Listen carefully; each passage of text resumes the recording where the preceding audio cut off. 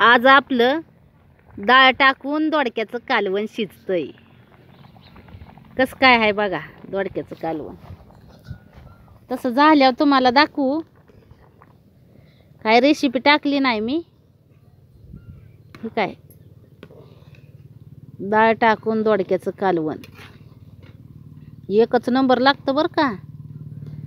आणि ती बी चुलीव शिजतंय राटराट. रटा रटा चाललंय शिजायचं काम.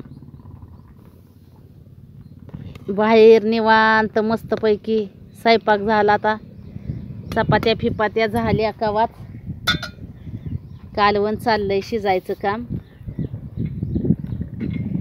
कालवण झालं म्हणजे मग तुमचं दाजी येत्याल तवर 11-12 वाजेपर्यंत.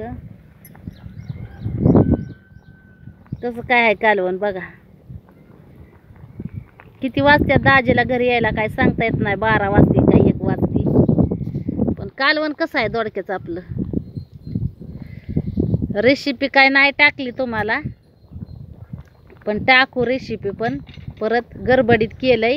उरकायचं पडलं होतं त्याच्यामुळं वारं सुटलंय वायलीत. हे काय वारं चुलीपाशी बसूनच राहावं लागतं वारं सुटल्यावर.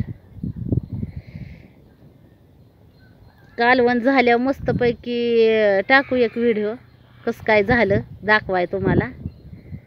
दोडक्याचं कालवण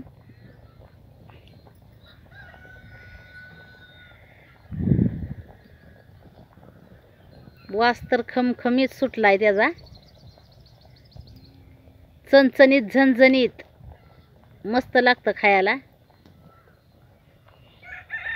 आता सकाळच्या किती वाजले ते 9 साडेनऊ वाजले असतील.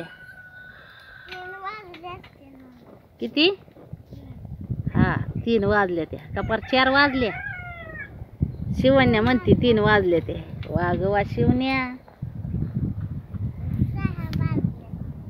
होय होय 6 वाजले. तर चला आपलं कालवण झालं ना मग तुम्हाला दाखवू आपण अजून एक व्हिडिओ कसं काय झालं आपलं दोडक्याचं कालवण.